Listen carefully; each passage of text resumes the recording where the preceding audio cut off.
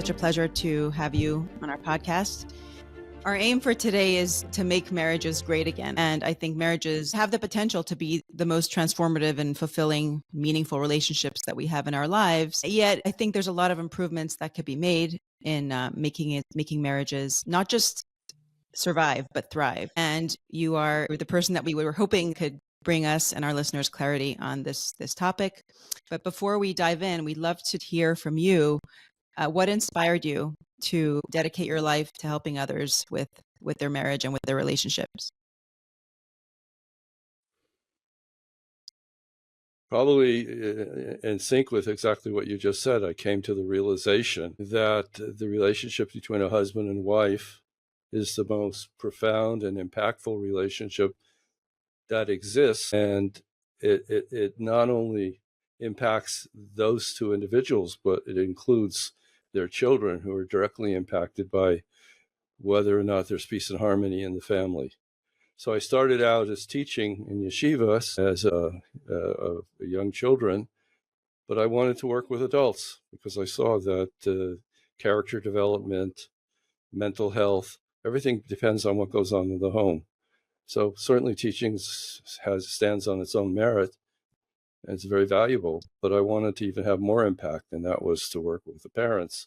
Obviously, once I became qualified as a social worker, a marriage and family therapist, people came to me with a variety of problems. So it wasn't just directly helping children via their parents. So I developed the skill set and have the experience of helping people in probably just about anything anybody could conjure up as a possibility of what people can, get involved in or circumstances they find themselves in. I've been there. Right. So when you were, from our research, we know that you deal quite a bit with divorce and you're known as maybe a divorce specialist. Is that something that you also deal with and work with couples who are getting divorced? Well, it's not, divorce is not an end, it's a start. Person starting their life over again. It's a trauma. This is like, God forbid, being in a car accident. It's a major emotional trauma. And sometimes people get stuck in the past and they need help to move forward. And if that particular individual is a single parent as well, it's not only essential they move forward for the benefit of their children, but they now are at a deficit because they don't have a co-parent to help them with everything that they need to do. Obviously, I'm not going to help vacuum the house and get it ready for Shabbos, but sometimes people need to have somebody else to talk about what to do with the kids and how to move forward. And sometimes therapists can be helpful in that way to kind of compensate a little. Obviously, the goal is for them to get married, remarried, and have their whole family together. As I always tell my clients, if we together we do good therapy, it means, I won't be seeing you for very long, and I'm not rushing you away out of therapy, but you won't need me. And you can tell me when your children are getting married, you can send me an invitation. But that's good therapy. But sometimes people need a little bit of a helping hand, so to speak, going through a divorce and moving forward with whatever their responsibilities are as a result of that. Is part of your mission or goal to prevent couples from getting divorced? Like, are you anti-divorce? Yes. Do you feel like, in what cases do you feel it's necessary?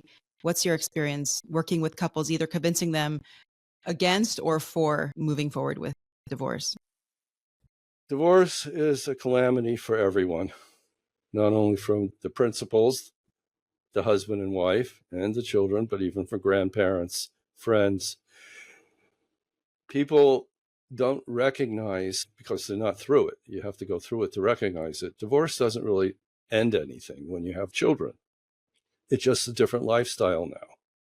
And it's a lifestyle that sucks. It's horrible for everyone. Research shows that of those people who divorced because they felt that their relationship was horrible and they had good cause to divorce, afterwards, several years afterwards, when they're re-interviewed to see, is your life better now that you're done with your ex? And the majority of the people say, no, it's actually worse now. So to speak, going from one frying pan into even a hotter frying pan does not seem like a reasonable thing to do. But even more essential than that is most divorces are absolutely unnecessary. They're a result of people not knowing how to get along with one another And it's not chemistry, it's not mazel, good luck, good fortune, circumstances. It's relationship skills. And just knowing how to operate a computer or a sewing machine or your automobile requires a skill set. Getting along, a man and a woman getting along comfortably and in a meaningful and valuable way that they both feel upgraded because of their association with their partner, that takes a skill set. And that skill set is simply not taught. And unfortunately, even many therapists don't understand that skill set. For whatever reason, I came to understand it. Part of it was through learning Torah. And it's not the idea that, well, God said keep Shabbos, and we have to keep Shabbos, and that's just the way God wants it. It's not like that. There's actually practical advice that opened up my mind to looking at things in a very fresh way, and then taking those insights and applying them almost in an experimental way. And I find that they work. And I use them. I have many clients that aren't even Jewish, and they find that it works. And nobody has ever disputed my approach with things. But a lot of it has to do with the differences between a man and a woman. Those distinctions aren't necessarily popular in this day and age. The belief is that everybody's the same. And, if you happen to feel like you're tired of being a woman, become a man. Well, that's a nice aspiration. And maybe if there's a button to push, I might even push it myself. Why not? But fortunately or unfortunately, we don't get that option. It is what it is. If you're born a dog, you're a dog. You don't get a choice to wake up as a cat in the next morning. It's the same thing with gender. If you're born a woman, you have your needs as a woman and your way of approaching things as a woman. If you're a man, you have your needs as a man and you have your way of approaching things as a man. And unless this is clearly understood, there's absolutely no way marriage therapy can work. And that's why a lot of therapists simply can't help people, sadly. So even though people end up divorced, many will say, well, we tried therapy, it didn't help. Well, it's because the therapists themselves are locked into a very narrow way of thinking. I've asked questions of AI. AI is a big thing. And if I'll talk about something, a woman needs this and a man needs that, the response I get back from AI is, I'm sorry, we can't help you with that. This is harmful to relationships. And if you would like to have a thoughtful discussion, let us know. That I did not want a thoughtful discussion with a machine. So I passed. I said, no, thank you. But it's so ingrained in our society that we have to promote this. Now, these are good people. I'm saying it's aspirational, and maybe it's a goal. I don't know. But it's not realistic. And until we deal with reality, divorces are going to keep happening at an incredibly high rate. Unfortunately, even those people who don't divorce, let's say there's 55% of the people who stay together, research shows that the majority of the 55% that stay together think they married the wrong person. Right. So we wanted to unpack that. There's a lot to unpack here in what you just shared. Yes. Because there's many people who, like you say, just feel like maybe their marriage is good enough, but that good enough doesn't feel special. It doesn't feel great. And that leads them to have those thoughts of wanting to get divorced. So for someone who feels like the marriage is doable, like even what you had shared before about having a good communication, etc., but they feel this lack of connection and love, what advice do you give those couples who are coasting along?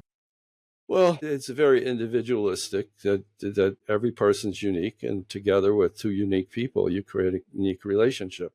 I can give general guidelines and outlines, but in many cases that's sufficient. Just going to what you said, it's good enough.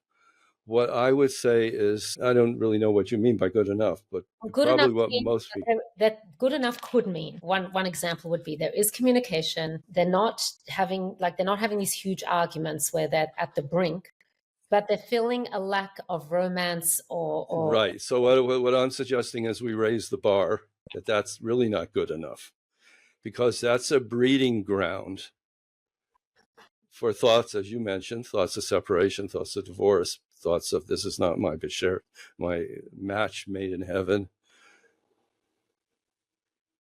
And the reason that it's good enough, the benchmark currently is low, is, as I said, people don't know how to get along. And it's not rocket science. It does not require a PhD or a rabbinical degree. It's some very basic basic ideas that maybe as we go along, I can share some of that with you. And maybe that's what you're asking me right now. But the goal is really to connect in a very, very deep way and not to settle for anything less. And the ability to connect starts. One end of the continuum is at the physical level, and at the other end of the continuum is the spiritual level. Right. And So every single end has to be, So you're not saying that person should be happy with where they're at. You're saying they should exactly. want something more than good enough, and they can get there. They certainly can get there. Overwhelming majority of divorces were senseless, purposeless. Another statistic, throwing out statistics today, of the people, the rate of divorce is maybe 45%. The rate of second marriages, divorces, is even greater. You're up into 50%. So what's the point? To hop from one frying pan into another frying pan into another frying pan? That's not the goal of life. The greatest thing in life is having a wonderful partner. We're hardwired for this. And this nonsense that people don't need to marry, they can be on their own or friends with benefits, it's all nonsense. It's self-serving talk, and it's just a cover-up for people who are lonely and don't want to acknowledge it, but they haven't found the road to a partnership that is meaningful and happy and empowering. So would you say that one of the primary reasons for people getting divorced maybe is less circumstantial and more just mindset and how a person chooses to? Yes, 100%. You nailed it. It's mindset, but including in mindset is the skill set to be able to know how to handle things. So I'll give you a simple example. Anger is toxic. It's never going to help a relationship. Why did God give us the ability to get angry? Well, it says in Shulchan Aruch, in the Code of Jewish Law, to express occasionally in a faked way to your children, for example, that this is serious. When you're in a parking lot, you don't break free from mommy or daddy and run between the cars. It's very dangerous. So how do you communicate that this is really something serious? You fake your anger. There's also a use of anger sometimes perhaps in defensive mode, but it is not acceptable in a relationship. And yes, it's human nature to get angry. Doctors also get the flu and the cold. They can't prevent it. It's just the way life is. And people will get angry. But it has to be recognized, has to be tagged, flagged for what it is. It breaks the relationship. The reason I picked anger is because this is the primary reason people get divorced, is because of anger. It's not because of an event. People make mistakes. Sometimes they're little mistakes. They forget to give sufficient attention to their husband or their wife. A little mistake, or a big mistake. They commit adultery. And, it can sometimes go on for years. They're all mistakes. And mistakes can be overcome, even the big ones, which I've participated and witnessed. But it's the anger. Don't you think sometimes the anger could come from the frustration of not being in the kind of relationship that you want? Yes. There's always reasons for the anger. We seem to be focusing on anger. I introduced it. But to answer your question, anger is a secondary emotion. There's something underneath the emotion. I feel disrespected. I don't feel understood. I don't feel valued. I don't feel needed. So the anger is dysfunctional because if you're, God forbid, in a room with fire, you run. You don't start asking yourself, where's the fire coming from? Is it electrical fire? Did somebody leave a cigarette on my wooden floor? And that's what you just get out of there ASAP. That's it. You run. If somebody is angry and they're trying to share their feeling that they're being neglected or unappreciated, the person doesn't get that message. They just get, well, she is angry. So either I'll counterattack, which is anger is like fire, it spreads. I'll counterattack, or I'll run, I'll flee. But nothing of value was actually communicated. So if the person could share without anger, and that does take self-control, but if they can communicate without anger, I feel that you don't appreciate everything I do, and it really hurts me a lot, using what we call an I message, then the person can scratch their head and say, really? I didn't recognize that. Tell me more. That's a useful conversation that upgrades the relationship. Whereas when the person is emoting fire and the person is fleeing, that degrades the relationship Because if that person runs out of the house because his wife or his husband or her husband is screaming and yelling at her, maybe even throwing something, and he meets the best friend on the street, and the friend says, "So how you doing?" He said, "Terrible. My wife's so angry at me. I can't live with her any longer. I'm going to speak to a lawyer." So what did the anger achieve? It degraded the relationship. So the wife now gets a letter from her husband's lawyer. You have 60 days to find a lawyer to begin the divorce proceedings. What good did it do?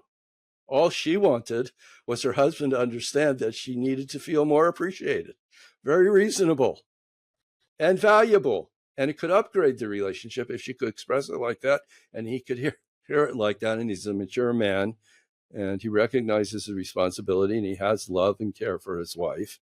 He has that compassion. He had good character. They'll say, "Oh, I didn't realize it. What can I do to fix this?"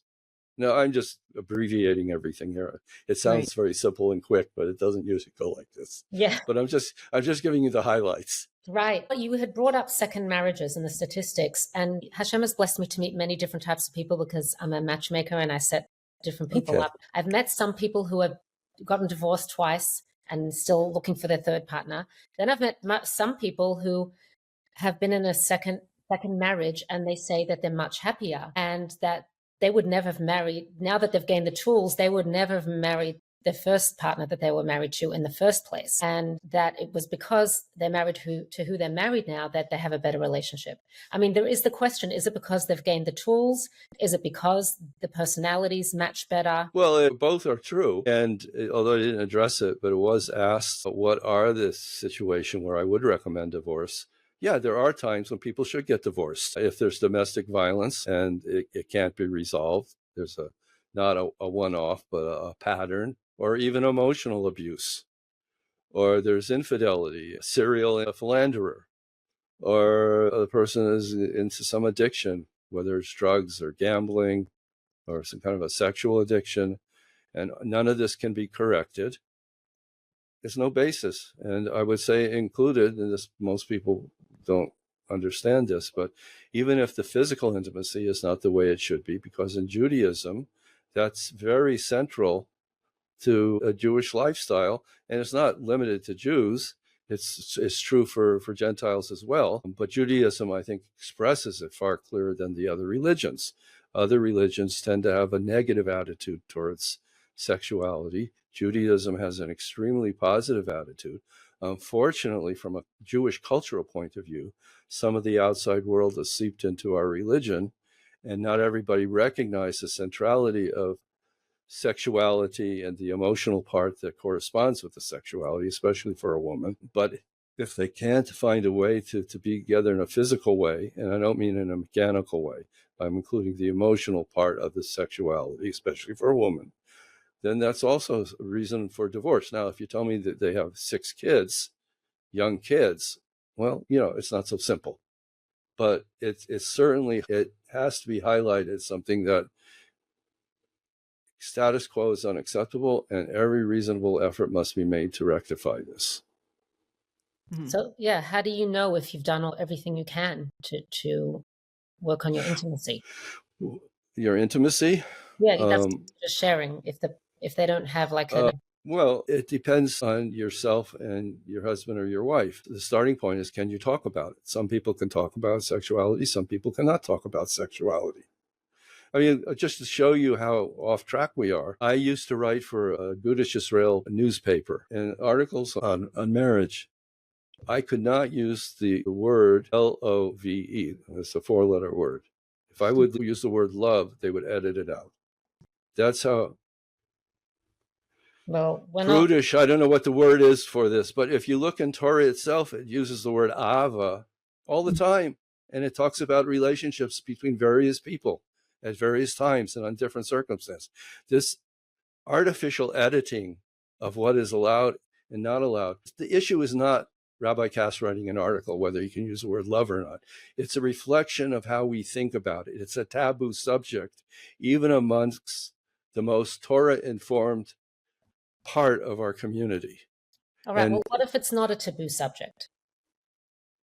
Okay, so if people can talk about it and they can express what their needs are, and their needs are according to Shulchan Aruch, and it fits. And there's a wide range of opinions in Shulchan Aruch also. If we're talking about the Orthodox community, a lot of people want to do things al pi Kabbalah, which is not the right thing to be doing. Chabad Rebbeim, Lubavitcher rabbis, some of them I can name specifically, but we don't go into details. This is not a way to progress. A person has to be true to who they are, and if you're not a makubal, you don't have to do things the way the Arizal, who's one of the foremost makubli in the Jewish world. You don't have to do it the way he does it or he advises his students.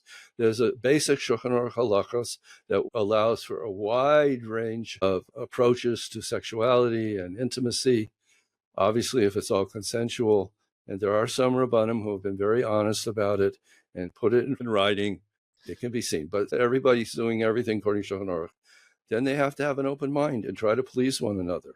In general, a healthy relationship, this is not just sexuality, it's about the whole relationship from one end of the continuum to the other, is about giving.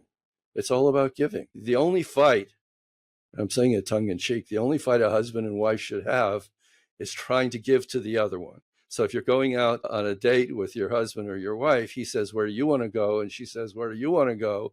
And he says, well, we went last time where I want to go. Now you pick where you want to, which restaurant we should go to. And she says, no, you care more about food than me. So they're fighting to give to each other. That's the only kosher, reasonable fight. Well, my point is, so at a sexual level, it's also about giving. And that's the greatest sex. If you go into it to pleasure yourself, number one, that's not a kosher way of approaching sexuality. Sexuality is to give something, an emotional nutrient and a physical nutrient that your partner needs. And if you approach it that way, and as you're asking me, Rivkah, about talking it over with your husband or your wife, that's the starting point. And if the spirit of giving and open-mindedness, then it'll probably solve the problem. If that's not sufficient, then find a professional who understands what I'm putting out here. I can't be the only one that understands this. And there are sex therapists out there, but I don't know what the hashkafas, the philosophies that they carry with them. Again, you have to understand gender differences, because sexual intimacy will never be satisfying for the man and the woman if gender differences and considerations are not taken into account. So you're saying that maybe hashkafically that it's important for someone to understand gender roles and what role they play in relationships. Right. Right. And I can talk to that point, but I want you two to lead this, so I would go down a rabbit hole and get lost. Yeah, I would pivot. I want to pivot a little bit and talk about expectations. There's this notion that expectations are premeditated resentments. When you expect too much from someone, then you're more likely to get disappointed. How do we balance that with wanting to raise our standards and increase the love and the intimacy and all the stuff that we want in a marriage? And we have high expectations, of marriage, hopefully. So how do we balance having a high expectation for what we want in a marriage, but at the same time, not setting ourselves up for disappointment? Well, the starting point is like everything we think or feel. You have to evaluate whether it warrants exporting. And it depends, in other words, to speak about it or mention it. And it depends on who the potential recipient is. So you have to really assess the situation. And in this case, your husband or your wife, can they handle what you have to say? If the answer is yes, then you have to make a distinction between need and want. It's from one side of the ocean to the other. But when you need something, you need something. If you need vitamin XYZ to be able to see 20/20 vision, you need it. It's not an option. You need that to function. If you want something, then it's negotiable. And so when you talk about expectations, you have to be clear as to whether it's a want or a need. And when you express that to your husband or wife, you have to include that, what's called metadata, the outside information. This is really what I need from you, or this is what I would like from you, and my life would be enhanced. Can you give it to me? You can't make a blanket statement about not you personally, but one cannot make a blank statement about expectations, because it's all about this. Your whole podcast is about self-improvement. Self-improvement is about having higher expectations for yourself. The Lubavitcher Rebbe was never satisfied with status quo. A rabbi would bring, here is Mr. Fisher. He just gave the Chabad house $5 million and we're out of debt. And the rabbi would look at him and say, thank you. Do you think next year you can give 15 million? And then he would turn to the rabbi and say, what's wrong with you? You're out of debt. You're not doing your job. So we need expectations, but we don't want it to be an unfair burden or unrealistic burden on oneself or on one's partner. And with clear communications and understanding how to present things in a comfortable way, I think this all is part of the essential ingredients to a healthy marriage. Open communication, giving the person the opportunity to give. Like I said, giving is an essential part of a marriage. Well, if a person doesn't know what you want or what you need, how can they give it to you? Right?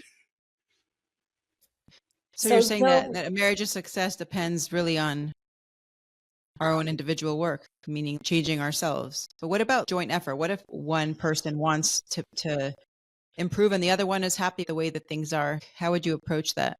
Well, if you know the famous Jewish story, the old man and the old woman go to the doctor and they're sitting in front of the doctor and the doctor says, how can I help you? And the man says, our leg hurts. And the doctor, looks over his glasses and takes a double take. Our leg hurts? I don't have time for this nonsense. Whose leg hurts? So the man says, well, it's really her leg, but when her leg hurts, my leg hurts. That's a healthy marriage. That's the point of this story, right? So if one individual in the marriage is dissatisfied, the other person should also be dissatisfied. And even more so for the man, because a woman naturally wants to contribute to everybody in her family. She doesn't have to think about it. For a man, it's avoida. He has to recognize his responsibility is to take care of his family. Yes, he's hardwired to do that, but he also has a great capacity to compartmentalize, which women can't do that well. Everything is out there in the open in front of them. So they'll naturally, if a man says to a woman, I'm not happy in our relationship, say, well, what can we do? Let's fix it. Let's go to therapy. On the other hand, if a woman says to her husband, he says, well, maybe you should go for therapy. I know you want a new house. I'm working very hard. I'm doing my best. This is part of the gender. So this is not the end point. This is the start point. But you have to understand that. Somebody else is not qualified to help this couple will say, listen, your husband is a jerk. Divorce him. He doesn't care about your well-being. Divorce. Well, he's just acting according to the way he's hardwired. It's not his fault. Yeah. You ask a dog to jump into a swimming pool. The dog is happy to jump into the swimming pool and swim around. You ask a cat to jump in the swimming pool. The cat climbs up to the roof of the house to avoid getting near the water. We're all different. We're all hardwired. This is what I'm saying. Overwhelming majority of the people qualify for being married. They're healthy. They're good people. They just don't understand themselves. They don't understand their partner, and they don't understand the resources and techniques required to get along well. And it's not complicated. That's the tragedy of all this. This is not rocket science. You don't have to be a marriage therapist like me for 30 plus years to know this. I had to go through 30 plus years to figure it out, which included delving into Torah and also reading all the secular books. I'm very well versed. I have my secular training and certification. And it all came together like a collage, and it hit me in the face that this is the truth of relationships. But if I'm teaching it to somebody, listen, Einstein could teach the theory of relativity probably in a day or two to other physicists. But it took him years and years of banging his head on the wall till he figured it out. Well, thank you for all the years that you've spent researching. We really appreciate it. Thank you. I want to go a little bit deeper in what you've just shared. And, often we'll give a blessing to someone. You should find someone that brings out the best in you and you bring out the best in them. And do you find that often bringing out the best in somebody means that you've got to do the work to bring out the best? People will look at it, okay, I want someone that's going to bring out the best in me, but it's going to be fun, and it's easy and smooth, and it's just that we complement each other. But bringing out the best doesn't mean that you really have to work that hard. And how hard is hard? The gender also is at play here. A woman by nature is much more humble. She's more receptive to improving herself.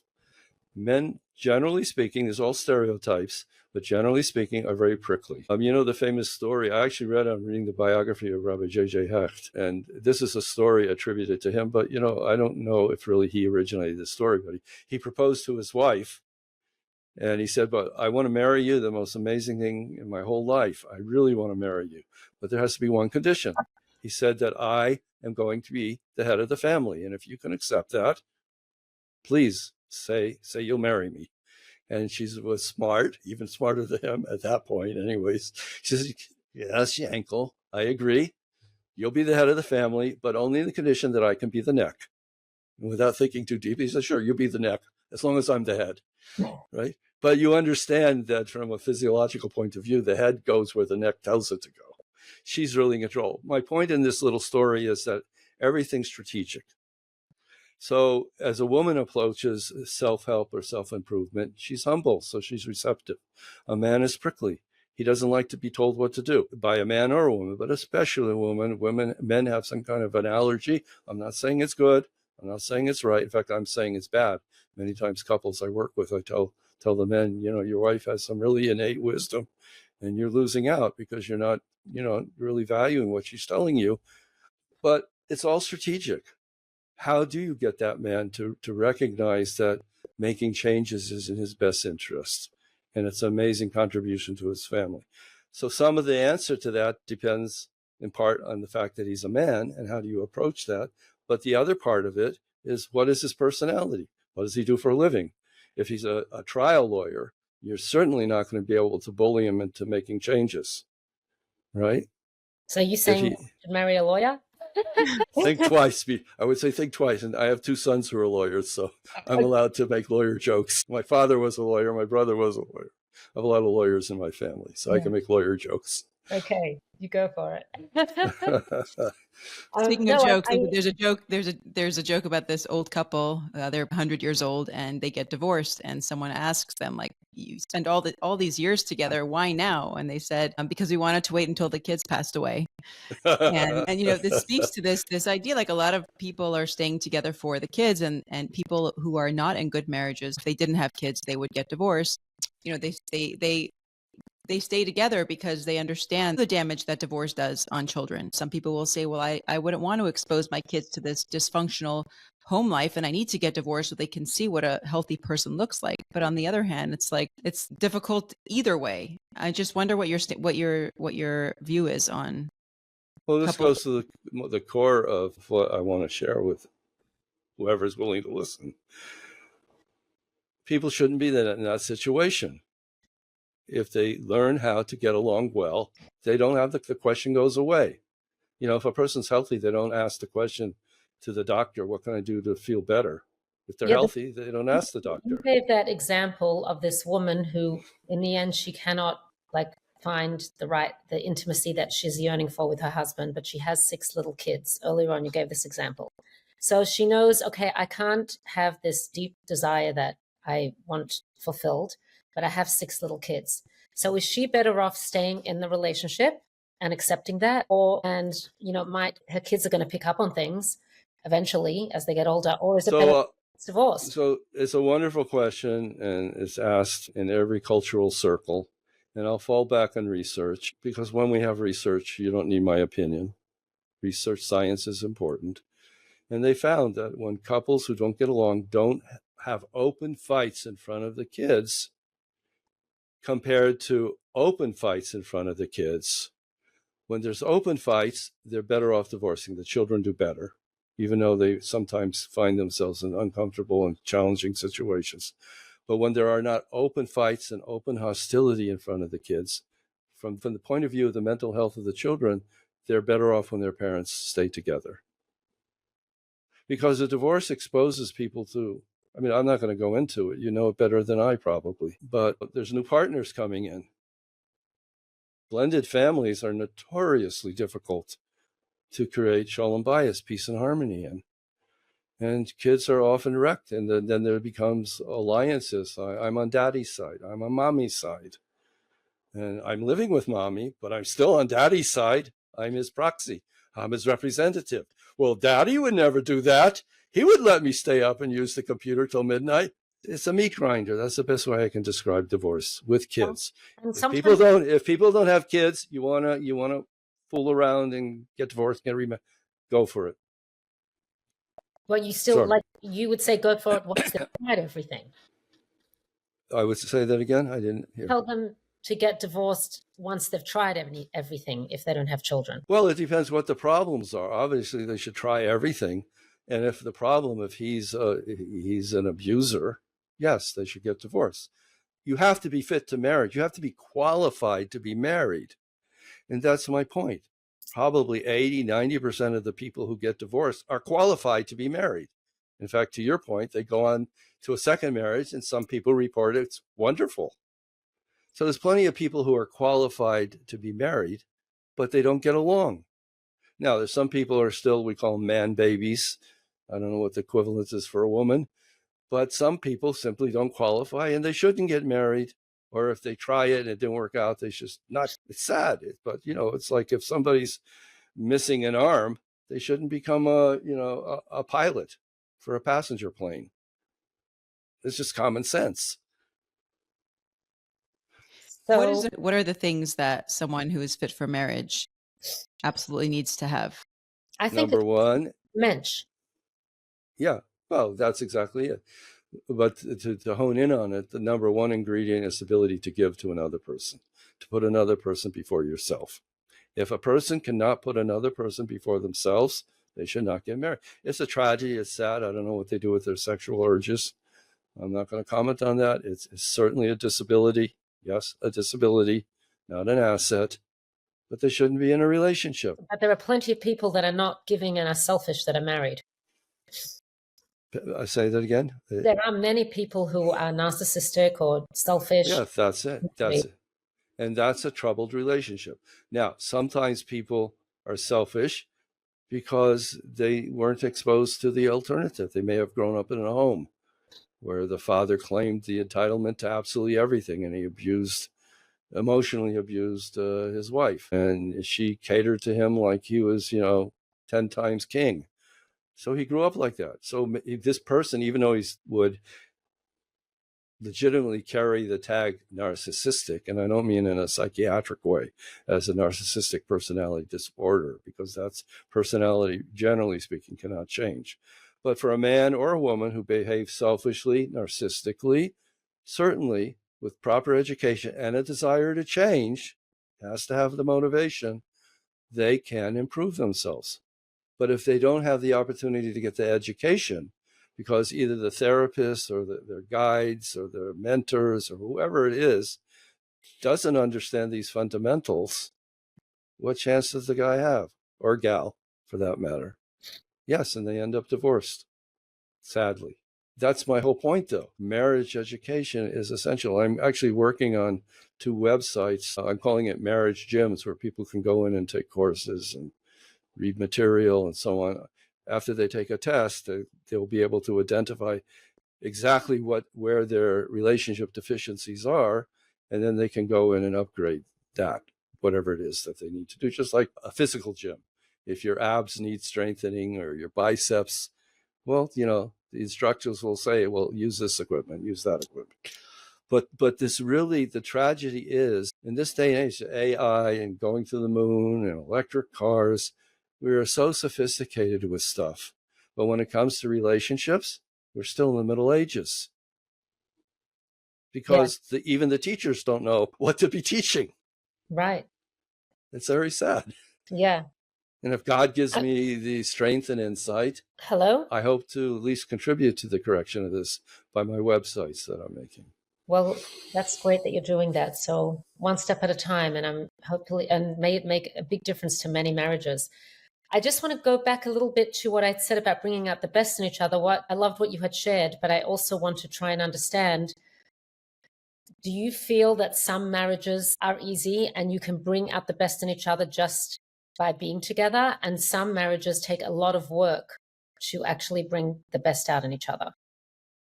Do you know what I mean? That should a marriage be so hard and so much work, I don't think the effort is of significance. I think it's the result that is what should be measured. It's just like physically being healthy. Some people are naturally healthy, and other people really have to work at it. Right. Whatever, they have a sweet tooth and they can't keep the weight off, or they like to be a couch potato. They have to work harder. Other people are naturally athletic and high metabolism. So it's the same thing with a marriage. I don't think that's as significant how much whatever effort is required, it should be utilized to achieve the goal, which is what should be measured.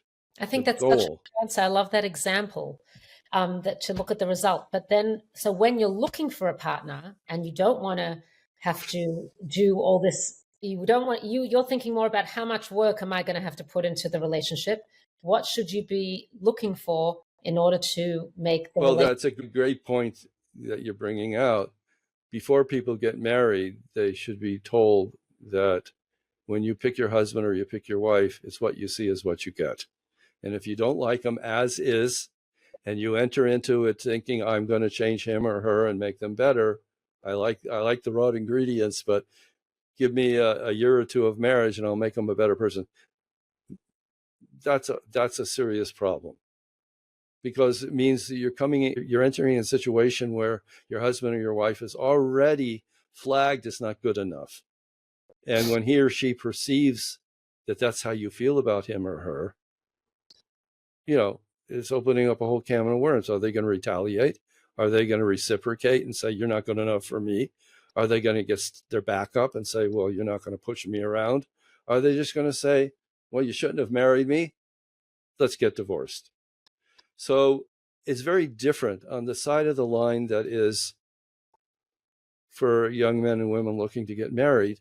It's what you see is what you get.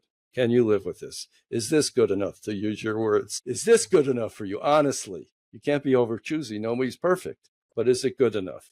Yeah. Okay. Maybe, you don't like the color of his hair, but can you live with somebody that has red hair? But once you're married, it becomes a whole different set of guidelines and rules and goals. Now you're in a permanent relationship. You have children. You don't get the option to say, I want to marry her, I don't want to marry her. So if you have everything's almost opposite. Everything I said should not be taught to people before they're married. They'll get too scared. And the only thing they should know is what you see is what you get. It's not, first of all, it's not always what you see is what you get. No, I don't mean physically see. I mean, holistically, what you see is what you get. Even the personality, you don't even know yourself when you get married. But this is the point of dating. It's a vetting process. It's an educated guest. It's simply an educated guest. And you're right. There are going to be surprises along the way. But that's when you roll up your sleeves and then you make the effort in the marriage. Right. Maybe somebody has to devote 10% of their resources to be happily married, and somebody has to dedicate 95% of their resources, time and money, effort, humiliation, to be married, and they should go for it for their own sake and for the sake of their children.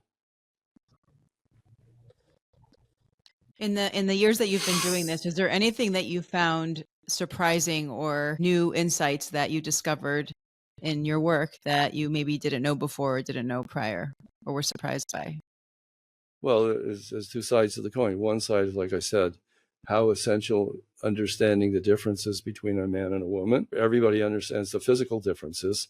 It's just it's inconceivable why people can't understand there's also emotional, intellectual, spiritual differences. It's illogical, but that's where we are as a society. Because you have couples who have, maybe sometimes the woman will be more of the breadwinner, let's say, and the husband will take on domestic duties. Like, should there be prescribed gender roles, do you think, in every marriage where, let's just say in most cases, the man is the provider and the woman is the stay-at-home nurturer? It has to go according to their instincts or circumstances. It's never anything should be prescribed. If it's a natural feeling for a woman to stay home and to care for her kids, that's her instinct. No one's telling her that's her role. It's hardwired. Why do we talk about it as a role, a woman's role or a woman's place? The only respectful way to look at this is that's because what she wants. It empowers her to do that. Whereas the man would feel he's sort of chasing after the kids and feeding them and cleaning up, the barf all over the floor, like he's wasting his life. His instinct is to go out and conquer territory. But I mean metaphorically, to build a business Right. or his Right. career or earn more money.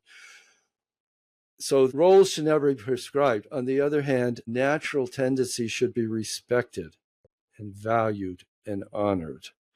And so a woman in a case of our society should not feel that some way that she's shortchanging herself if she chooses to be a stay-at-home mom. That job is equally important to being an oncologist. Who's the judge? Right. I just want to go back to the point, because I deal with people dating, in that you said you should date the person, and if they're good enough and what you see is what you get is good enough, then go for it. Now, this is the very thing that people struggle with, like I said in the beginning, that it's good enough, but it's not great. Shouldn't you feel like when you're dating, it's a little more than good enough? Intimacy develops over time. What is intimacy? It's knowing one another from a physical point to a spiritual point on the continuum. There's no way going on a dozen dates or even hanging out for a year, but living separately from one another, that real deep intimacy can develop. Marriage is not static. It's evolving, it's growing on your own, growing together. So realistic expectations have to be applied also. A pre-marriage is, if you good enough means, I think this is a person I can talk with. I think this is a person I feel attracted to. In fact, Shulchan Aruch says a man should never marry unless he first looks at the woman, because the physical attraction is also very important. And what about to the man? Well, I'm sorry? What about the woman feeling attracted to the man? I'm sure she should. Absolutely. Yeah. Generally speaking, Shulchan Aruch, I don't know if it's intention or it's just a matter of language, talks mostly about men, but almost all of it would apply to a woman equally. And she obviously has to be physically attracted to her potential husband. It's essential. And that's why the mitzvah of Eina is even more important. This is one of the misnomers of secular society, thinking that women don't have as strong sexual urges as men. Torah says it's the opposite. That's why the mitzvah of Eina, the mitzvah where the man has to provide pleasure to his wife, which includes emotional pleasure, which means way before even the time they're physically together. Really, it engulfs the entire marriage, the mitzvah of Eina, but the responsibility is primarily on the husband. So the woman has to be able to look at the man and say, yeah, this is somebody I can accept into my life. I like him. It's absolutely essential. Right. So the good enough includes attraction and these things, that it includes not just exactly not settling. We're not talking for settling. Right. We're talking about being realistic. But right. I don't feel that close to him. Well, how many hours have you spent with him? Oh, about 5. Well, how close, especially in the Orthodox community, where there's a wall between men and women, if things are done properly. How comfortable will a man and a woman be for the first time talking to somebody of the opposite sex? First time, and they're 19, they're 20. Realistic expectations. Right. Well, I'm glad we discussed that. You know that now one of the challenges today is that people are going way beyond good enough. They want to feel something extraordinary while they're dating. And this is, again, secular influence, because in the secular world, what do people do? They have physical intimacy together, if not the first date, the second date. And then they decide to live together. And then they decide not to live together. And then they decide to live together again. Well, meanwhile, from a logic point of view, they're probably even married. And they're developing the relationship just so they can talk about intimacy and love. In the Orthodox community, it's not a halachic option. The intimacy has to develop after the chuppah, after the marriage. Well, we have listeners from both walks of life. I know that. But yeah. I'm addressing both sides. Yes. So what would you say to someone listening who would be intimate before they get married? I'm not sure the question. What's the question? No, I'm saying you said it kind of sounded like when you said... Well, I say it's infiltrating the Orthodox community so that the young men and women seeking to get married who have been behind a wall until they're now 22 years old and they start meeting people. And they expect the kind of intimacy they read in books or see on TV or see in movies that secular people have available to them, even without marriage. Many people don't even marry. Then that's an unrealistic expectation. You can't be in, what do they say? You can't dance at two weddings at the same time, right? So your Orthodox Jews are in a certain lifestyle. And so you have to do a very careful vetting process during the dating period. In the secular world, where dating basically, in many cases, has been suspended and not even necessary, and people will go right to the point to see if they can develop intimacy physically, emotionally, intellectually, spiritually right away. And if it's not working out, they don't have kids, so they break it up right away. But the cultures are so different. I'm not saying one is better than the other. I'm obviously biased in favor of the Jewish culture. That's who I am. That's what I believe is the preferable way. But I'm not have anything negative to say about the other culture. Everyone's doing their best. And a lot has to do with education also. If people are never told, the ultimate way to have a good relationship is to save yourself until you find the right person to develop a life with, well, what do you expect? What are they going to do? Why wouldn't they do that? Okay, but from the Orthodox side of the line, then say, well, I saw in a movie these people were, when they just met at a party and they went on a holiday, and 3 days later, they're like seeing stars every time they look at each other. Maybe I should be feeling that way when I look at this woman who I just met for the third time in a coffee shop. That's totally unrealistic. Does that make sense? Yes, it can be unrealistic in both worlds. Yeah. Well, there's certainly problems in both, but yeah. How do you feel about a separation? Let's say a couple is having issues, problems, a trial separation. I've heard from some people that it could actually do more harm than good. I'm just wondering what your sense. I agree with whoever said that. That's an exercise in being separated. If you want to be married, do the exercises in being married. Avoiding your partner doesn't help. Right. If somebody is angry, they should excuse themselves in a respectful way. I'm not rejecting you. I don't want to hurt you with my anger. I'll be back in 3 hours. I'll send you a text message halfway in the middle of it to let you know how I'm doing. Okay, that's a little mini separation, but not, okay, it's cold anyways here in Canada. I think our marriage will benefit from a separation. I'm going to Miami. You know what the person in Canada is thinking? She is going to find another relationship. They're worried to death the whole time. What's going to happen in Miami? It's not a way to build a relationship. And it's the same way, I'll throw this in, individual therapy not only doesn't help marriages, generally speaking, and sometimes I do individual therapy too, because that's available, but it's in the context of marriage therapy. But working out your own issues does not help, generally speaking, exceptions there are, with a marriage. And unfortunately, some therapists who don't know anything about marriage other than what they read in the books, if they read any books, say, well, you two are fighting so much, I think you each need individual therapy. That's the worst thing that can happen to that couple, because now they become more entrenched. Because when you go for individual therapy and the therapist doesn't know whether what you're telling him or her is true or false, or you're intending to mislead or not, but you just have blind spots and you don't see clearly, all they can say is, amen, amen, amen. I can't say, but your husband said. Did you really do that? When you go for couple counseling with the right therapist, the therapist can say, well, you hear what she's saying. Does that make sense to you? He's now the truth serum. Or the vice versa. She's the truth serum. So you can do individual therapy, individual work, but it should be with ideally with the participation of your partner. Then the personal changes can be integrated in an effective way into your relationship, which is the primary goal. Now, individual therapy, if somebody's depressed or anxious, yeah, individual therapy is the thing. The only thing I'm talking about is people say, I want to improve my marriage, so my husband's going for therapy to Dr. So-and-so to improve the marriage. I'm going to go to this other doctor on the other side of the street, and I'm going to work on improving the marriage. That's nonsense.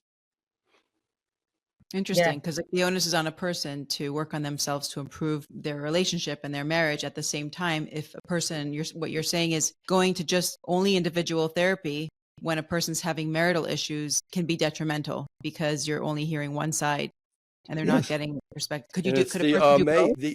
It's the amen part by the doctor. He or she emboldens. Yeah. What happens when Miss Smith goes to talk to Dr. Jones about her husband? He's an idiot. He's a jerk. Well, maybe he's a narcissist. Did you consider that? Oh, yeah. What is a narcissist? He's selfish. And, but that's all from her point of view. So she's emboldened. Becomes more entrenched. And whatever she's doing, that's injuring the marriage. And he's doing the same thing. She just respects me. She doesn't value me. She compares me all the time to her brother-in-law. She degrades me. Wow. She sounds like a person that, I can't imagine being married to someone like that. So they both come home and sit across from one another at the dinner table, each feeling self-righteous. Right. So you're saying it's better that both parties talk to the same person. Yes. Provided the person knows what to do. Yeah. But yeah, so let's say they decide, okay, we're going to go to this one person and they come to you. And they're like, they were going to get divorced, so they're a mess. What would be, I know that every situation is different, but what would be some of the tools that stand out to you that really work in getting people to? Well, first I would take a quick assessment. Is there any violence or anything going on, drugs, anything that disqualifies somebody to be in a marriage if they don't either eradicate it, change it? Because I don't advocate people stay together when it's not safe.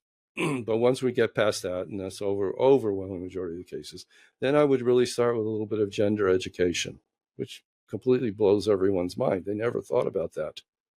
It never occurred to them, to see. Men are Mars and women are from Venus. Exactly. And he was very right about a lot of this stuff. He really was. And marriage therapists hated that book. They still hate that book. Do you like the book? Did I write the book, did you ask? Do you like the book? I love it. Yeah, it's very, very, very right. So you start, and then what? I just want to hear what he does. So you start there, you explain the gender roles, then what would you do next? Okay, then we say, then I look to see if the people can make adjustments to honor the tendencies, the instincts of their husband or wife. And I might tell them, look, even spider, I have no idea how to build a web, but a little spider that's so tiny, never went to university, can't read an A from a B, knows how to make a complex web. It's inconceivable that human beings don't have instincts as well. So you want to get along with your wife, you have to recognize her instincts. You want to get along with your husband, you have to recognize his instincts. Your wife needs to feel cherished. She needs to feel that every single day you want to marry her. You're choosing her. She's so beautiful. She's so wonderful. You can't take her eyes off her, but unfortunately you have to go to work to support the family. That's the emotional nutrients she needs.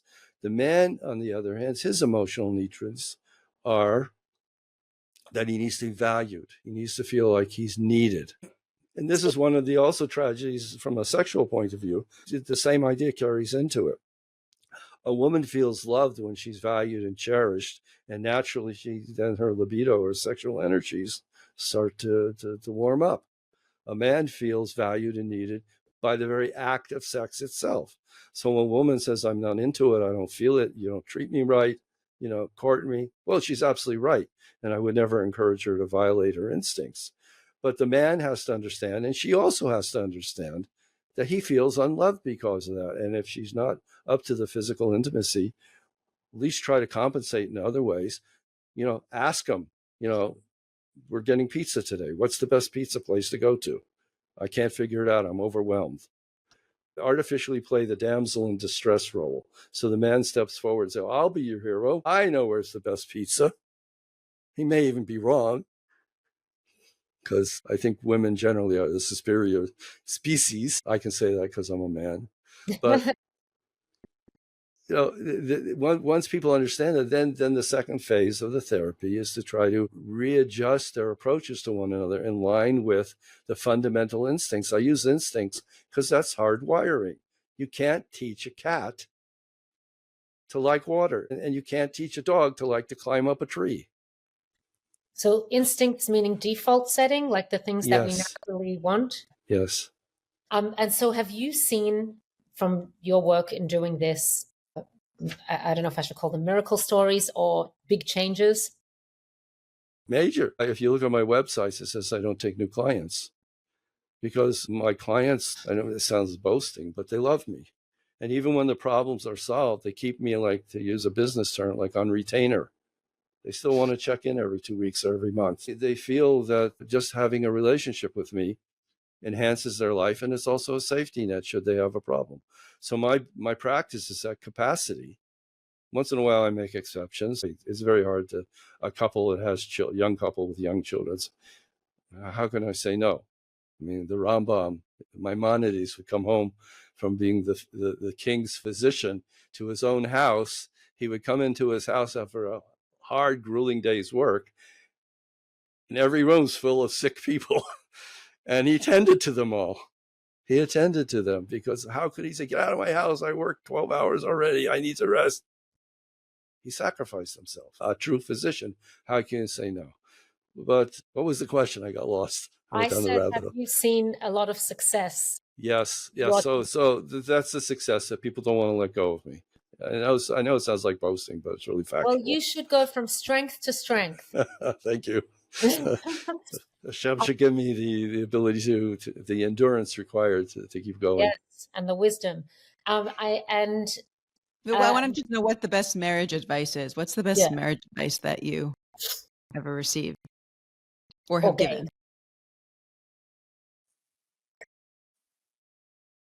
I think it's really communicating, because that's the bridge between two people. And if you can't communicate properly using what we call I messages versus you messages, and you don't give the time to communicate, or you don't have the heart to want to understand how your wife or your husband is feeling, or you're too defensive, all you want to do is dump, which is taking and not giving.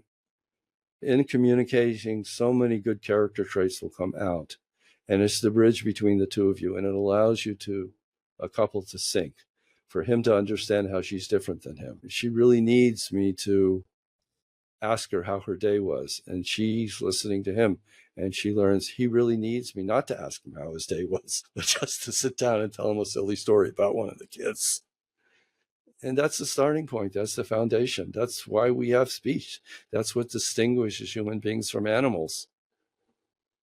It's not two people, but it's one person, really.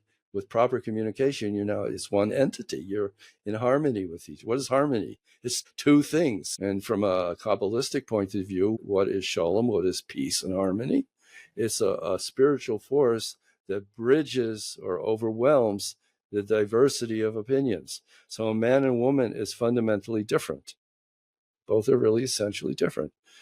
But if they can bridge that and create peace between them, an energy that harmonizes them, different, equal, and honor all of that, then they have a beautiful marriage. And in Judaism, as I'm sure you know, God instructs us and informs us that I am only going to be in a house where there's peace and harmony. Shekhinah, God's presence, is in a house where there's peace and harmony. Otherwise, God's not there. So for religious households, not to have a reasonably perfect marriage, but to be very serious about all the other mitzvahs, it's just inconsistent. It's like the Lubavitcher Rebbe once said, when I sit with my wife and have tea, it's as important to me as putting on tefillin.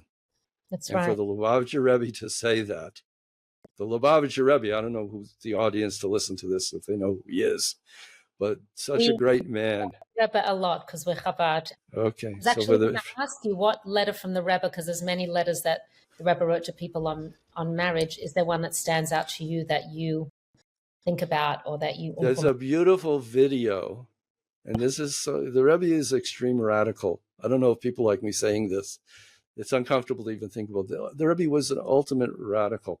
There's a famous, or I think famous one. She's a mashpia in South Africa, and she did a video. I have it on my website. If you want, I'll share it with you. And this was probably 20, 30 years ago. She said to the Rebbe, and she's written to him many times, and when the Rebbe had opportunity to really respond personally. My husband's not interested in Judaism. I love it. I love it. And it turns out this summer, my husband wants to go to Thailand and sit on the beaches and eat in treif restaurants. And really what I want to do is upgrade my religious life. I want to go to Israel and spend the summer there. I can put on a sheitel. If I put on a sheitel at home, my husband gets so angry at me and the kids get so uncomfortable that mommy and daddy are fighting now over religion. What should I do, Rebbe? She sends a letter to him. She happened to be in Crown Heights at that time, actually. And so the Rebbe was passed, the letter was passed on to the Rebbe. And then she was going to daven or something like that. And one of the secretaries called out to her and said, Mrs. Name slips my mind. The Rebbe has an answer for you. You're asking him whether you should go with your husband to Thailand, even though you want to go and upgrade your religion. And so the Rebbe's answer, which he asked me to convey to you, is go to Thailand. And it's shocking because she already stayed. I told the Rebbe, I won't wear a sheitel. I'll be on a beach. Maybe she can get away with not being in a bikini. I don't know. But she'll certainly be around other people. It's not very modest. There's no kosher restaurants, I'm sure. So she'll probably eat a salad or something like that. And this is not a prescription to go in a non-kosher restaurant. I'm just telling you what the Rebbe answered, and the Rebbe knew what he was up against. And he said, be with your husband. Be with your husband. And wow, that's radical. People don't. Yeah, when you said radical, I thought you were going to say something else. This is mind-boggling. Yes. If you want, I'll send the link to a page. So what message do you take? Would you take the value of marriage? Yeah. It's like on Shabbat, we don't drive a car, but if somebody, God forbid, is sick and they need to go to a hospital, it's a no-brainer. You get in the car and you drive. And if you have any shilas, any questions, you ask them later. Right? It's the same reason when we give tzedakah, charity, or it's not really righteousness. It's So you really have to know the battles that you're choosing, because it's hard to know when should I stand up for what I believe in, and hopefully my husband or my wife will come along. But you have to know the priority. Everything is about what God wants. Whether you're a secular person, you believe in God, or you don't believe in God, it doesn't matter. Ultimately, from my point of view, it comes down to you living a godly life. And a person can live a godly life even if they're not aware that God exists, or they deny it. The Rebbe once said, I saw in a sikha, there could be a Jew in California who knows nothing. That could be describing me years ago, because I'm a Baal Tshuva. A Jew in California knows nothing about Torah, never heard about mitzvahs, doesn't know Shabbos, doesn't know kosher, and he does one mitzvah just to help somebody out of act of kindness. He has completely fulfilled his purpose in the world, and he gets the greatest reward. Again, the Rebbe is extremely, extremely radical. So, we're all in this together. We're all doing our best. And to have cookie cutter prescriptions for everyone completely is out of line with the essence of Judaism, which the Rebbe teaches us, which we would not come on our own to this, because we're simple people. We like rules, checklists, do this, do that, do this, do that. But we lose the essence of what Judaism is all about. So the Rebbe understands it. So he says, listen, the essence of Judaism is that you're connected with your husband, and that your children have a positive feeling about religion, so that maybe when they get married, they're going to marry Jewish partners and then send their kids to Jewish schools. If you two are fighting, you're dooming the next generation. They're going to go do everything opposite of your value system. Because somebody called me up, a very Haredi family. They ended up divorced. He called me. He met my son. Anyway, so reminding of me, called me up maybe 20 years later.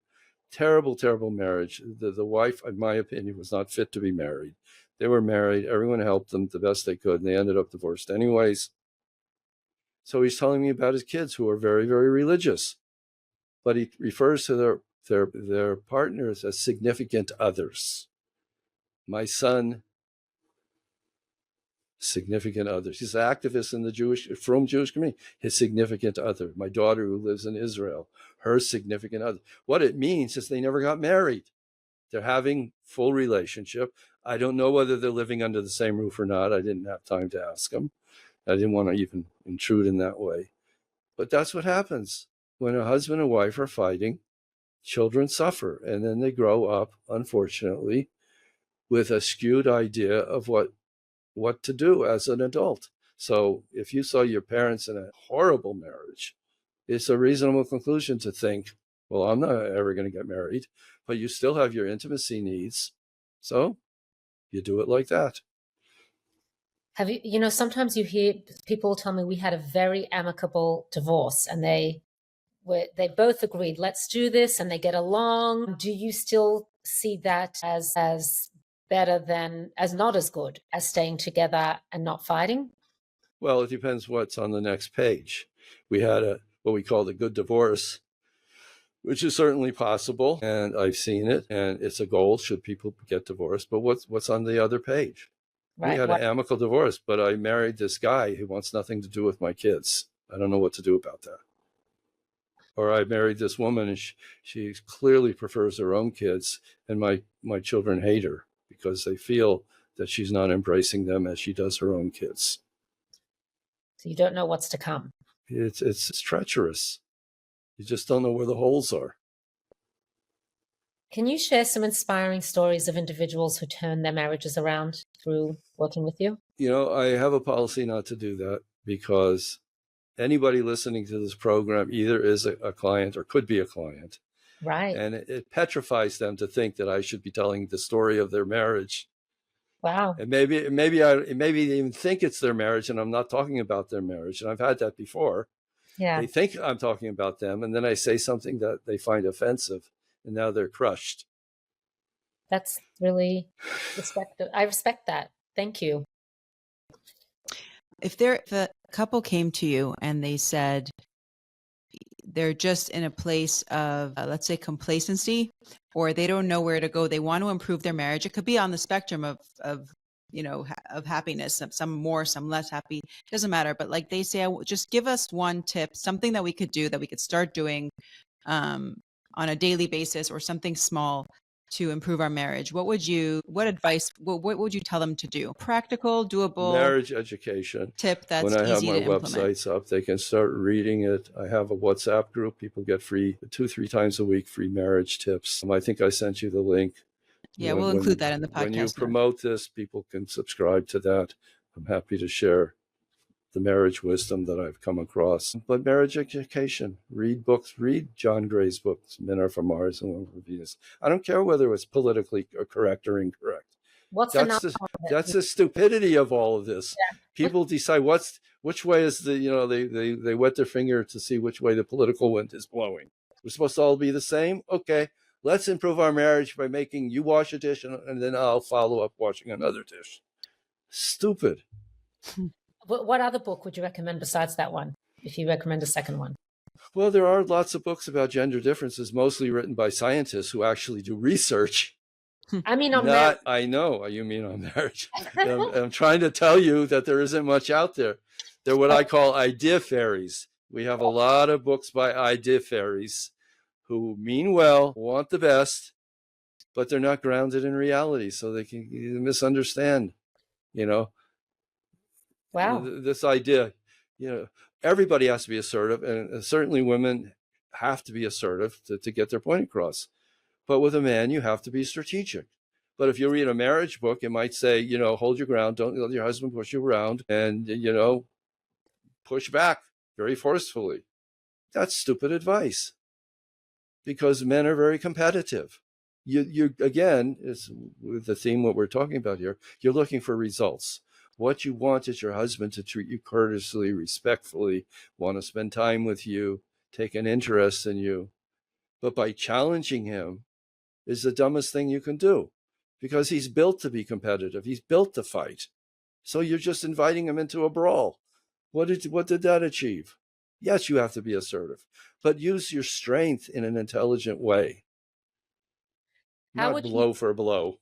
That makes no sense. But you can find that in a marriage book. because the details are left out. How would you define a successful marriage, a happy, successful marriage? You like spending time with your husband or wife. It's like saying, it's like asking someone, what's the best ethnic food in the world?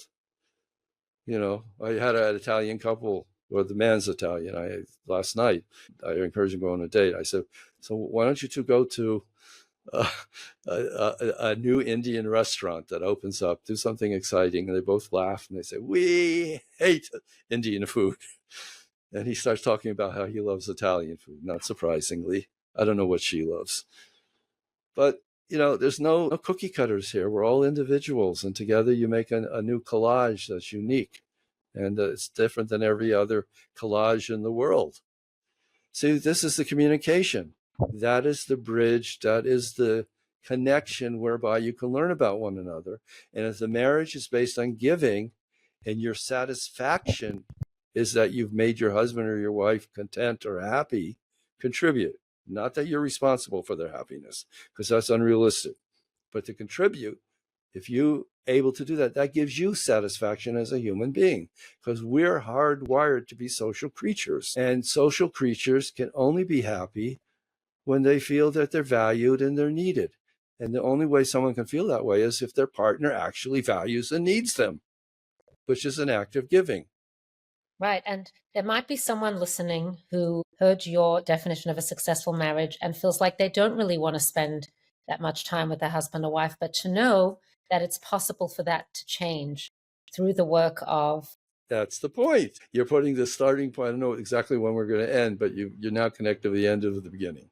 That good enough has to be very high benchmark.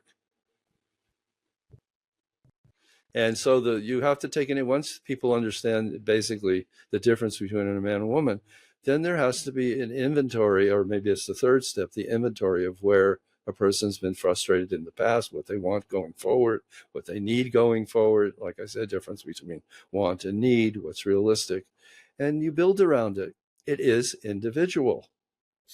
Even if you can go to places where houses are all built identical, absolutely identical. You can't tell one house from the next, but you go inside, they're all furnished differently, different paintings on the wall. They look the same, but inside they've been custom made to suit the needs of the inhabitants. A marriage is exactly the same.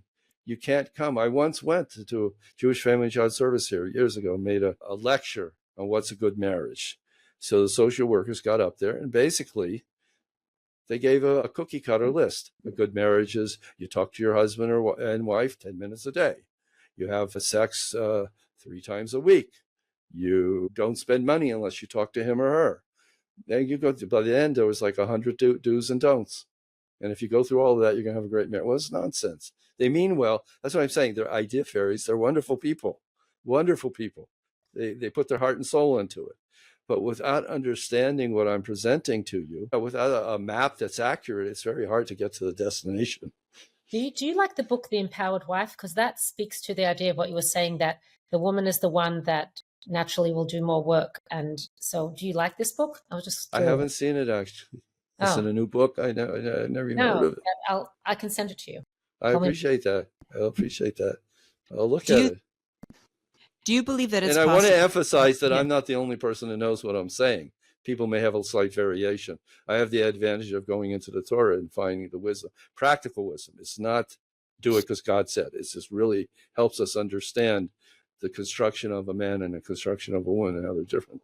Well, that's but people, people can come to close to it, or they find another source, or God just gives them the blessing that they understand, and they'll tell you I'm an atheist, but God still, because they're in a critical field, God gives them insight, and they can claim it's their own discovery.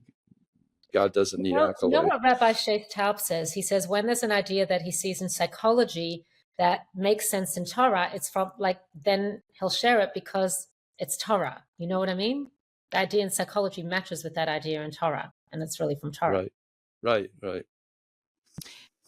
Do you believe that people in long-term relationships, do you think it's possible to maintain a spark or the desire in relationships that are, let's say, 30 plus years or 20 plus years, the longer I ones? think in principle, the spark should grow.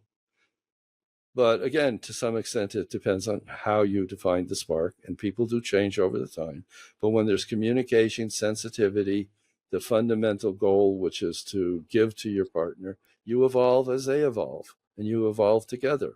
So whereas the spark might have been at 24, fantastic sex, so maybe when you're in your 60s and 70s, it's sitting there and looking at pictures of the grandkids, which is the moment of intimacy. But It's like the Rebbe always said. He said, have lots of kids, so when you're old, you'll have places to go visit. yeah, well, yeah, sounds good. But what happens for someone who never had the intimacy in the first place, the intimacy that they wanted? You're saying that you could develop that.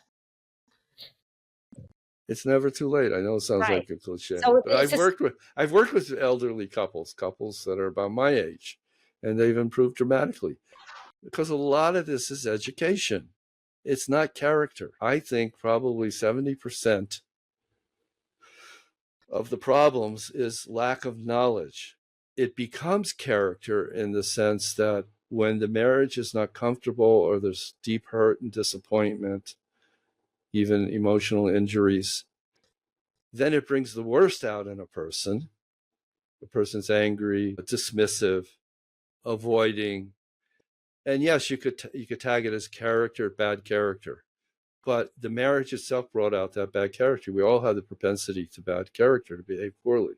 But it's really not who the person is. You all the time, oh, my husband, he is the worst man to be around. He's grumpy, he's moody.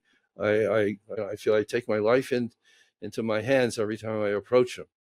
But to the rest of the world, he's the most wonderful guy. They think I'm the most wonderful woman in the world being married to this guy. Because to the rest of the world, his best character is showing. For her, the worst character is showing because he has some discontent. It may be legitimate. It may not be legitimate, depending on his growing up, what he understands about marriages, antiquated ideas about gender, cookie cut roles that men and women have to be prescribed. I'm not talking about that. I'm talking about instincts, which is natural hardwiring, not sociological prescriptions. So, that can be corrected by getting it right going forward. And sometimes they need some healing from the past, like post-traumatic stress disorder. It's a trauma. It has to be incorporated. But the goal should be to move on as quickly as possible and to rebuild the marriage in a proper way. And I've seen elderly couples really get on track with their marriage because they never understood each other. And Wow. with a little guidance and a little information, they start to understand one another. And things improve incredibly. Beautiful. So inspiring. Well, I'm glad you're inspired. It is inspiring, and I love everything you've shared. Eda, how do you feel? I think that it's very hopeful. I think it's also empowering to know that we have the power to improve our relationships, and it really is in our 100%. hands largely. Human beings move forward because of knowledge. What is science? What is education? What is schooling? We have big brains compared to the rest of the animal kingdom. This is how we're meant to be a human. Right. To improve. I guess sometimes we get confused. We're going forward based on feelings, but we should go forward based on knowledge and then development. That's right. Feelings have to be in service of the intellect. It's this fundamental Hasidus Kabbalah, right? These are resources, but you can guide them, you can steer them in the right direction with the right knowledge. We can't go, well, I feel like it, so I'm going to do it. I feel like telling my wife she's an idiot. And if I can't tell my wife she's an idiot, who could I tell that's an idiot? So at least I can't tell my boss. I can't tell my father. But why can't I tell my wife? She's my confidant. What a stupid idea. You know how many people believe that? I'm married. I should be able to tell her anything. I know it sounds silly and stupid the way I'm putting it out there. But you know how many people, so many people think like that. The things they'll say to their husband, they would never in their right mind say to anybody else in the world. You're a loser. You'll never be anything of yourself. Make anything of yourself. You're lucky you have me to take care of you. Who else in the world could say something like that to him? Nobody. But she feels entitled. And maybe he has lost the last 5 jobs, in the last 5 months. But to say to him, you're a loser, and to destroy him, what have you accomplished? As I explain to people, a family is like a number of individuals with how many family members there are. You're in a boat. Okay. Everyone has good character qualities and bad. So let's say you have an emotional gun and you're mad at your husband or you're mad at your wife, and you take that emotional gun, you're not going to shoot them directly. That's not who you are, but you have no problem putting a hole in the bottom of the boat that's under the seat they're sitting on. Well, you see where that's going to lead. She takes her emotional gun and says, I'm not going to shoot you, but I'm going to put a hole under that boat that you're sitting. And she puts in a hole.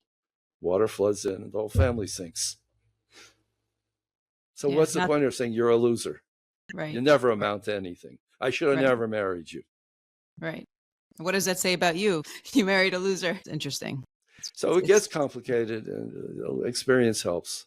Knowledge is important. And for people who are doing the kind of work I'm doing, that's what they need to guide them.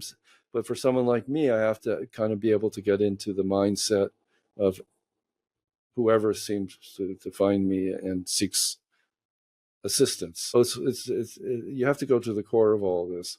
But for average people who have different responsibilities in this world, it's not that simple. It really is. It's just the idea I should never get angry to the best of my ability. And if I recognize I'm getting angry, I should take a path to either reduce the anger or to exclude myself and inform the person I'm not rejecting them, but I'm not going to express anger because it hurts me, it hurts them, and it hurts everyone who's exposed to this. Yeah, because that comment that woman said to her husband, that he's a nobody, is really coming from an angry place. Exactly.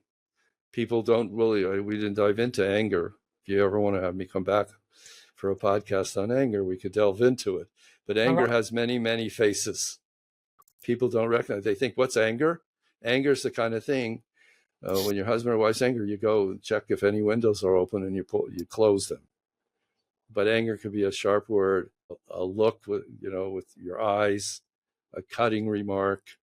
And there's differences also between the anger of a woman to the anger of a man. This is all part of the education. She's thinking, I never get angry. I just give him that look. But I never get angry. Meanwhile, he feels like he's 2 years old when she gives him the look. But him, you should see what he does when he's angry. He even once, threw food on the wall. But I don't get angry like you. That look could kill. Or anger could also come out in avoidance. Yeah, absolutely. It's called passive aggressive. What did you say? What did you say? I can't hear you. Tell me later. She gets out her bullhorn. Can you please take out the garbage? Meanwhile, there's flies, coming out of the garbage because he's avoided taking out the garbage for a week. So easy for things to escalate when we don't check ourselves on what our role is in all of the issues and problems that we face in our lives. It's so important to be accountable and really to be educated in the right way. Yeah, to catch yourself, you have to understand what are the goals. What are you looking for? I mean, it's the same thing with, for example, high blood pressure is considered the hidden killer. You can't look at someone. You stand in a mirror. You can't tell whether you have high blood pressure or not, but it can be deadly. You need to take an instrument to actually read, the level of your pressure. So these are the same thing. If you don't know what you're looking for and you don't know how to identify it, even when you do look for it, that's why even anger, I say this is the main reason people get divorced, of all the things. But you have to have an education. What is anger? How do you define it? What are the alternatives to anger? You also have reality check. What's the consequence of anger? Well, it's like fire. One analogy, it spreads. I'm angry at you. Now you're probably angry at me. Or passive aggressive anger. What did you say? What did you say? I can't you're mumbling. I don't know what you're talking about. Or it could be any kind of response to anger, and the dots are not being connected. Right. And it's also, well, you had said that there's not, like, when you also need to have the right education. There's not a lot, you could go to the wrong therapist who's guiding you to get divorced. That's the real sad part. It's a fundamental crisis, because I know it sounds like, I don't know, being a drama queen, whatever the male version of all of this is. But look, the technology that's involved in the three of us speaking right now. Years and years of the most brightest men and women have been working at this diligently, probably for close to 100 years, starting with Edison and the light bulb, to where we're now talking.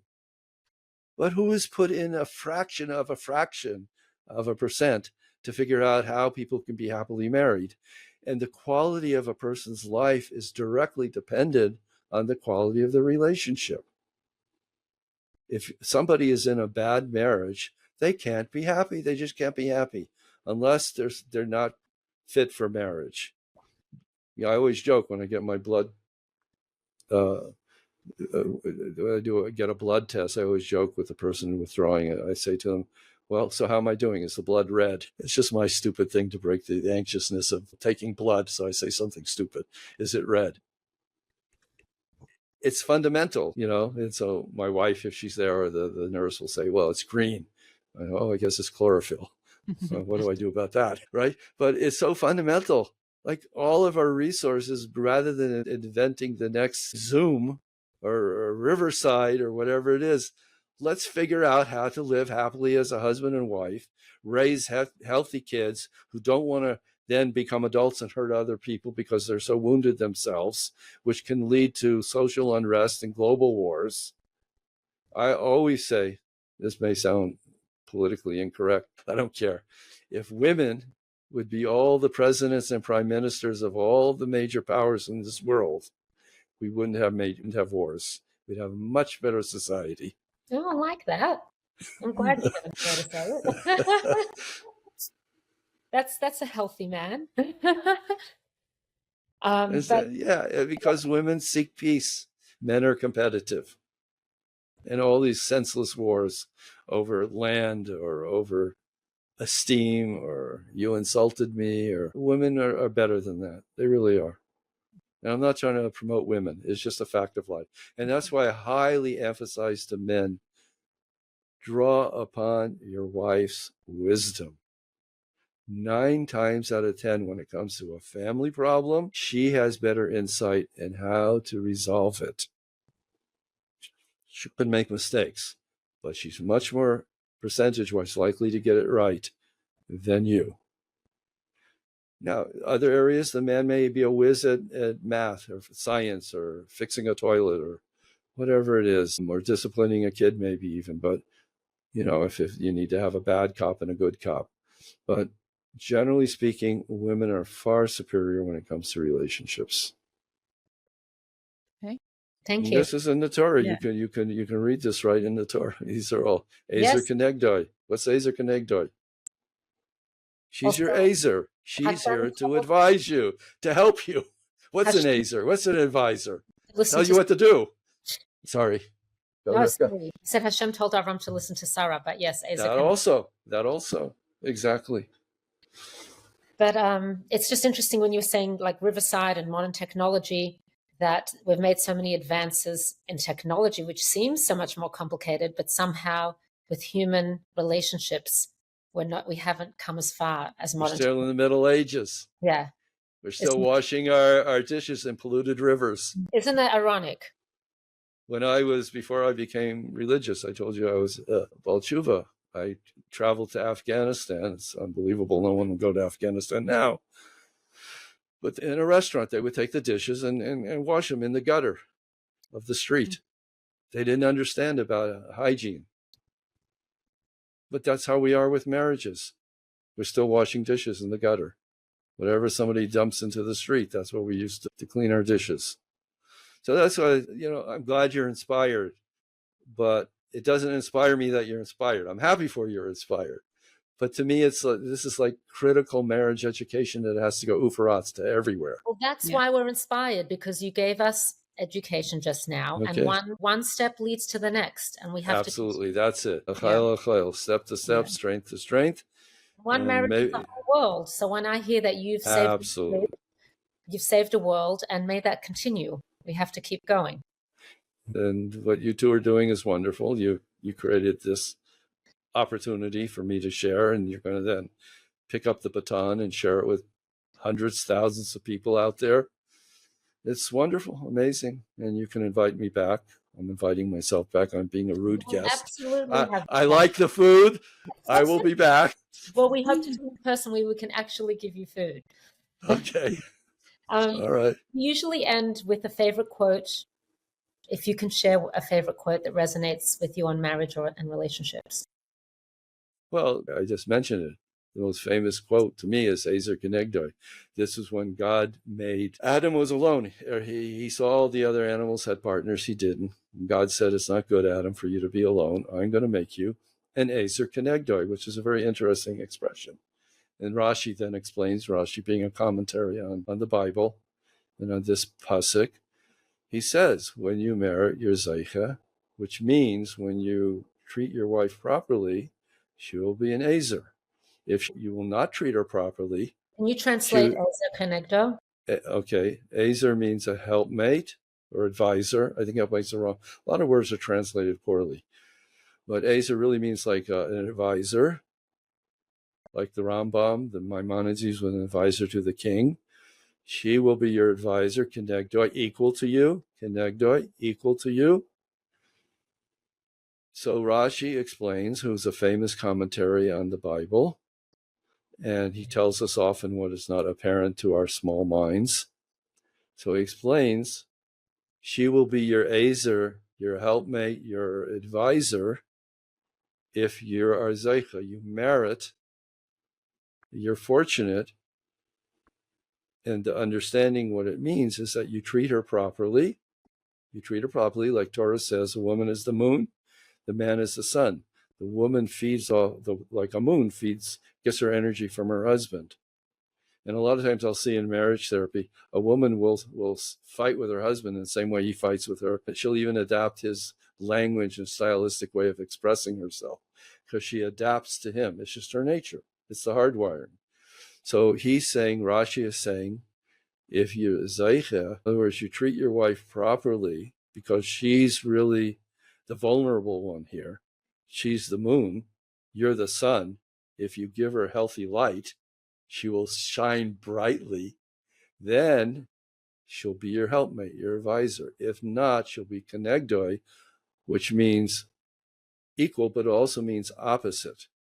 And so then Rashi goes on to explain that means because she's your equal, and if you don't merit to have a healthy relationship where she dedicates her life to you like she does to her children, that's the superiority of a woman. She's selfless, humble. She dedicates her life to her children. She dedicates her life to her husband, provided he treats her properly. If you don't merit that because you didn't treat her properly, then, as Rashi says, because you're equals, you will start fighting. And because you're equals, no one will ever win. It's almost like Russia and Ukraine. Nobody can be victorious. You just keep poking holes in one another until death do us part. Sad commentary on the relationship. Who's going to die first? That's basically what it is. The death of 1,000 pinpricks. So that, I think that you asked for a famous, that's my best quote. And this highlights what I'm saying, what the Torah teaches us. Simple lesson. You know how many people read through this? Christians, Jews, anybody who reads the Bible. Helpmate. Okay, Adam has a helpmate. Okay, what's the next pasuk say? What's the next line? Move on. But if you hone into it and you think of it and you try to understand it, the whole marriage relationship is encapsulated in about a dozen or 24 words. And there's so many other places in the Bible are like this. I could go on and on and on. I don't know how much time we have. Well, this one was a good one. But I'll give you an example. In the Gemara, it says that in Judaism, men and women are not allowed to be together except in certain circumstances because of the potential of immodest behavior, or even worse than that. So a man is allowed, two men can be with one woman, but two women cannot be with one man. Very strange, isn't it? Why is it two women cannot be together in a room, or perhaps, like staying overnight in a room with one man, whereas two men could be together with one woman in a room overnight? And it's explained because, this is not politically correct. People might be upset that I'm going to say it, but this is the message. It's right there in the Torah, that one man can hold another man in check, but two women cannot hold the two of themselves in check. Both of them may fraternize with this one man, because women are much more receptive to intimacy than men, which also goes to the misinformation in secular society, and also to some extent in Jewish society because of the infiltration, that it's really the men who can't be trusted. But Torah is there, right, saying it's the women can't be trusted. It's not an insult. It's just a statement of fact, right? There's nothing political about any of this. It's just recognizing human nature. But it's interesting. How many times would you read through that, including me, and just say, well, that's interesting. It doesn't make any sense. Okay, what's next? But you really think there's a profound lesson for a marriage. And that's precisely why in the Torah itself says to a man, when you marry a woman, it is your obligation not only to put on tefillin, why don't we say that in English, with the English word lactates or something. I think I said the wrong word, but to keep the Sabbath, to keep kosher. But along with that, you have to provide happiness to your wife. That's your obligation, because she needs it more than you. The mitzvah of Aina, of bringing pleasure, is on the man, not on the woman. The man can live to some extent with a reduction or lack of complete fulfillment, but a woman is terribly crushed. It's like not providing her food. It's basic. Men don't know this. Even very religious men looking like me. If I wouldn't be in this field, I would have been a lawyer or an engineer. How would I know this? I probably get in front of a class and say, well, the law is that one man can't be with two women, but two men can be with one woman. Okay. So what's a woman's obligation? What does it mean? What's a woman's obligation? She's, as Torah says, a keres habayis. She's the center of the family. And as the Rebbe has pointed out in many sikhas, the ruach, the atmosphere in the home, comes from her. She's responsible for the education of the children, the well-being, the nurturing of her husband and her wife. And it's a great symbiotic relationship. It reminds me of the rhinoceroses in Africa. If you've ever seen pictures of them, often they have little birds on their back. The birds are eating the parasites that are boring into their skin.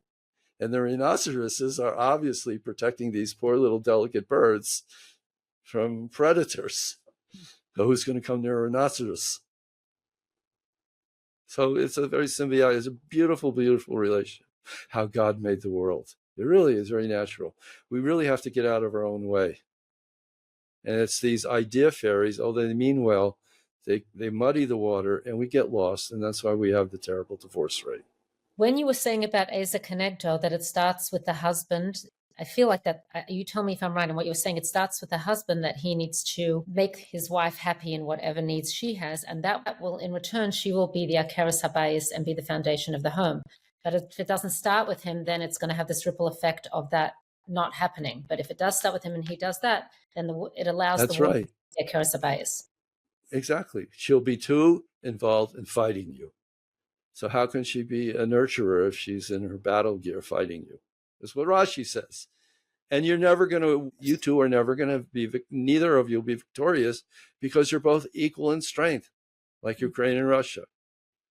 So then what happens if the husband is not doing that? What should the woman do in order to be the keres habayis? Strategically, as we've earlier touched on, being a neck, Try to figure out how to encourage your husband to get a proper education, to seek counsel from the right individuals, to learn to understand and to recognize that it's in his power to make his wife happy. He doesn't see the target. How can you give somebody a bow and arrow and blindfold them and say, hey, 10 feet ahead of you is the bullseye, now hit it. And they're blindfolded. It's unrealistic. That's what I'm saying. Marriage education is essential. There's just no substitute for it. Exactly. You're learning how to use Riverside. I'm learning how to use Riverside. Without the education piece, we would not be sitting here, the three of us now. That's right. Well, thank you so much for sharing your wisdom and insight with us. This was very, very enlightening and very educational. Yes, we need the education. So thank you for that. Okay, Uparatsa, let's spread it out north, south, east, and west. Spread out the light. Thank you for allowing us to do so. Okay, I appreciate the opportunity to contribute to everyone's well-being, Thank you. including myself. Thank you very much.